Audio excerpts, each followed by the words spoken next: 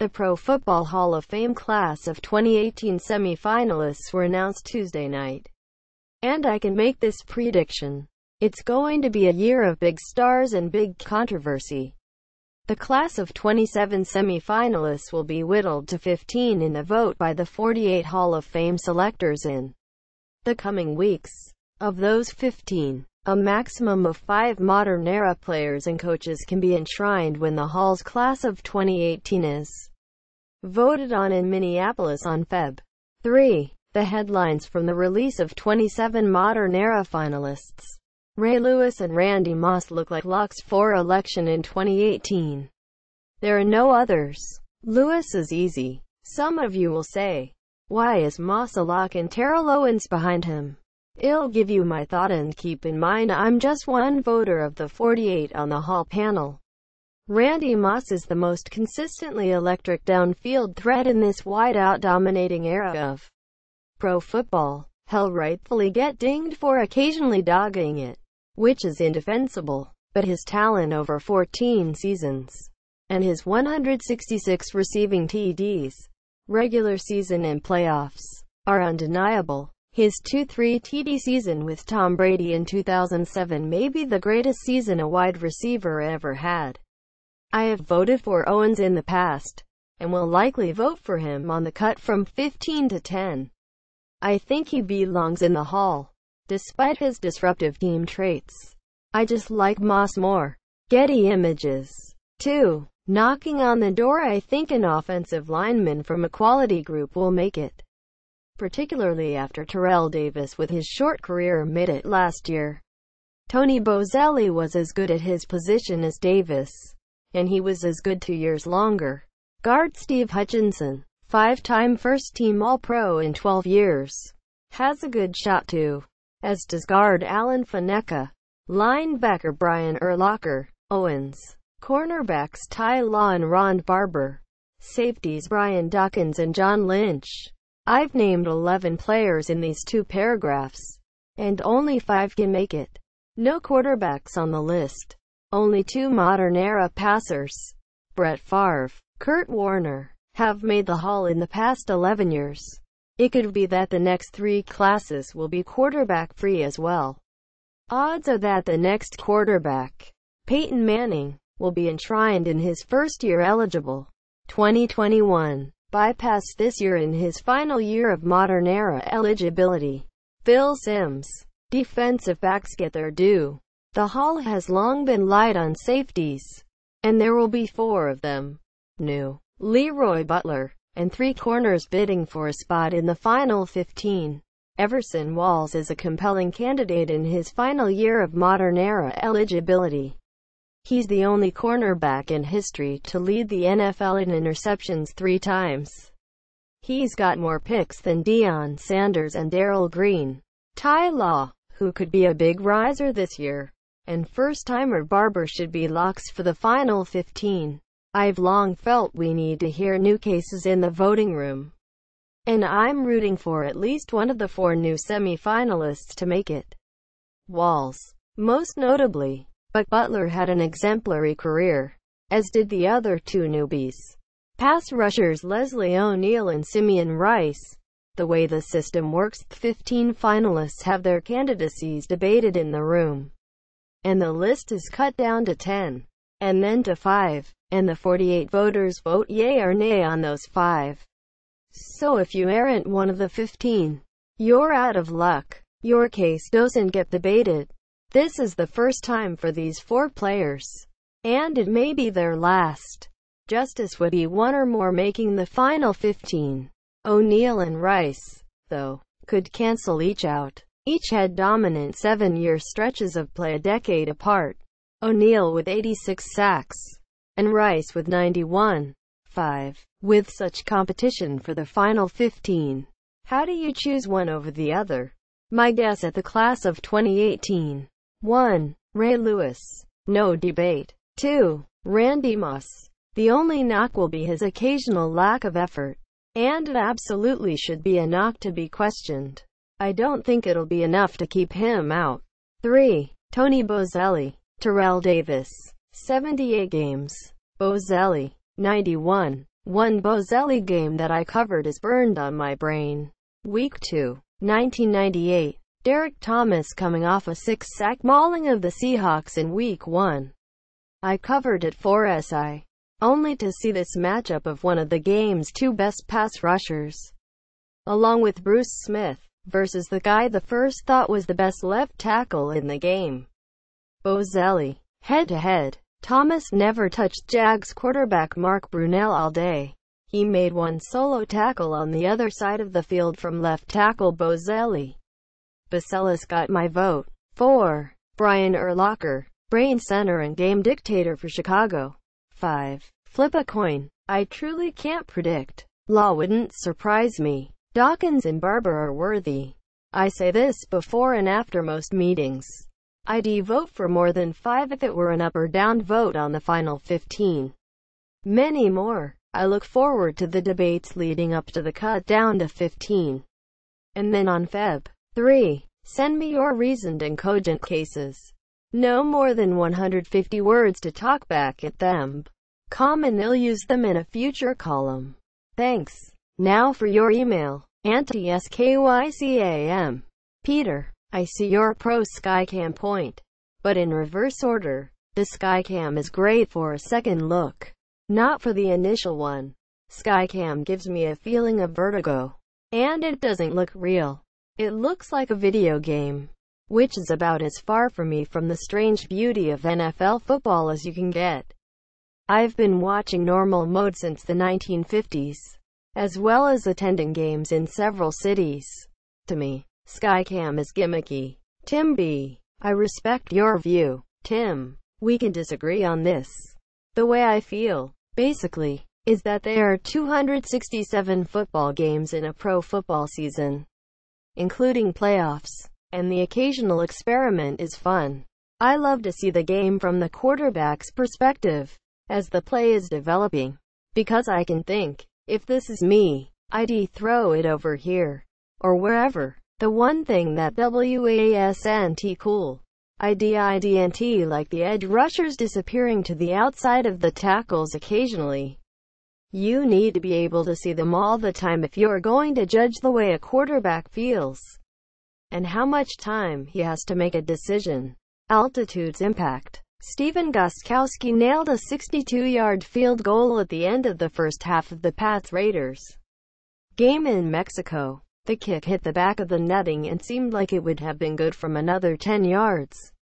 At least. The record for longest field goal in NFL history belongs to Matt Prater, who kicked a 64-yarder in Denver in 2013, in a stadium that affords kickers an unfair advantage due to the altitude. Estadio Azteca sits nearly 2,000 feet higher in terms of elevation than Mile High Stadium, providing kickers an even greater advantage. Had Gostkowski broken, or shattered, the record, would there have talk of placing an asterisk next to the record? Chris Stamford. Con. Good question, Chris.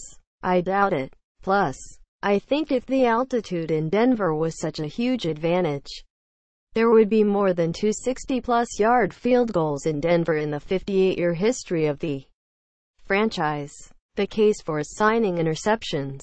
One of the unfair things about football is that if a decent pass goes off or through a wideout's hands and the other team catches it, the interception goes against the quarterback. By way of analogy, in baseball, when a ball goes by the catcher, it is ruled by the official scorer as either a wild pitch, which goes against the pitcher, or as a passed ball, which goes against the catcher. Isn't it time for the NFL to do a similar thing with interceptions, rather than putting them all on the quarterback? Lawrence J. Rochester, N.Y. You're saying, I take it, that because 2 of the Nathan Peterman interceptions were tipped by another player before nestling into a Charger's hands, only 3 of the interceptions should be assigned to Peterman. I'm assuming that's what you think. Anyway, 2 reasons why I can't see the stat changing. Let's say you change the interception designation now. Do you draw a line between all interception stats starting now and the years before? Because the stats presumably, would be deflated with fewer quarterback-assigned picks going forward.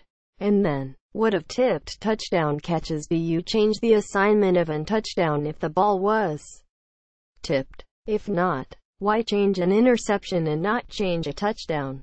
100 YD interception returns. Bueller here. Denver fans have now seen at least two 100-yard interception returns that weren't touchdowns. Both were at home and on the same side of the field. In the 2005 AFC Divisional Playoff game against the Patriots, the great Champ Bailey intercepted the great Tom Brady in the end zone and raced down the sideline. It looked like an easy score, but Bailey ran out of steam and a steaming Benjamin Watson blasted him out at the one.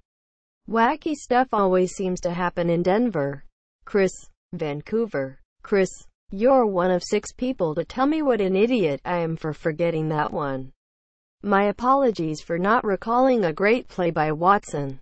Witten's recovery. I made the choice last night to mute the game and watch your entire session with Jason Witten and his Monday regimen. I made a great choice and it opened up an unknown world to me.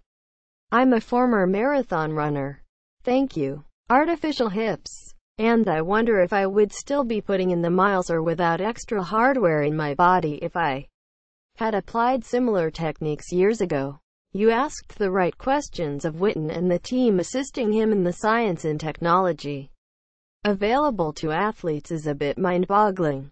But if I'm an owner and investing cash to ensure a player produces over the long term, I better invest as well in this support team and procedures. Witten impressed me. I hit the internet to delve into his background and it's interesting to say the least. Well-spoken, committed to task, family guy who takes his work seriously. Did you ask the question about CTE and I wonder what his response was or could have been? Also, I was a bit skeptical this year with the expansion of the column and writers as I thought we'd lose the key ingredient that drew me to the column in the first place. See your writing. You continue to provide quality pieces of your choice while enabling other competent staff to step up to provide as well. Please continue the outstanding columns.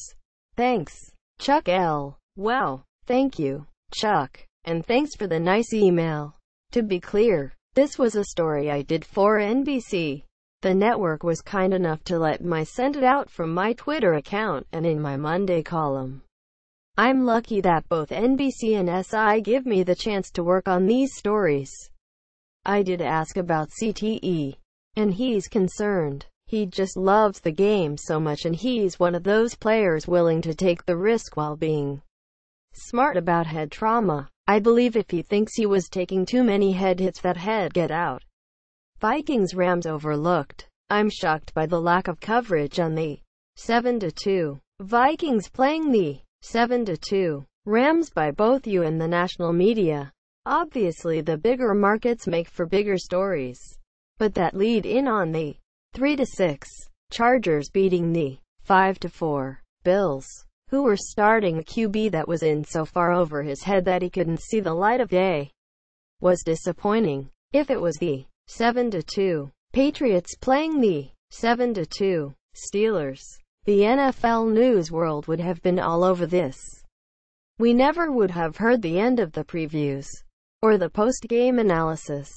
But two NFC juggernauts who both hadn't lost since Canadian Thanksgiving is basically forgotten. Brett. Thanks for the input, Brett. I rarely write 2 weeks in a row with the same team. And I wrote 775 words the previous Monday on Case Keenum in the win in Washington. Follow Jimmy Johnson's lead. Situations are rarely the same.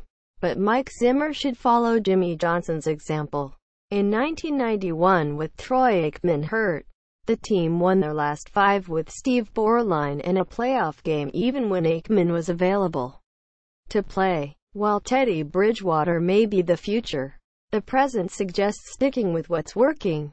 And that's Case Keenum. Mark P. I agree. The future is Bridgewater, and it may be Bridgewater before the end of the season.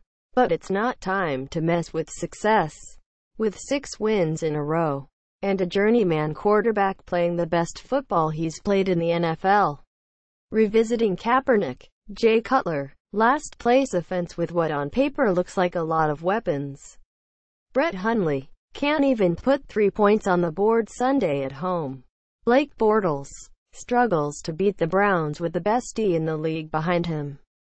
When the players you have are this poor, the comment Colin Kaepernick doesn't fit my scheme is either a coach falling on the sword for an owner who wants to uphold the collusion or a coach admitting he is not smart enough or creative enough to effectively use a player with more skill, ability, talent than what he has on his roster. John, you get no argument from me on that. Teams are afraid of angering their fan bases if they sign Kaepernick. They should be worried about angering their fan bases by sending out a slew of crappy quarterbacks. Introducing Sports Illustrated TV, your new home for classic sports movies, award-winning documentaries, original sports programming and features. Start your 7-day free trial of SITV now on Amazon Channels.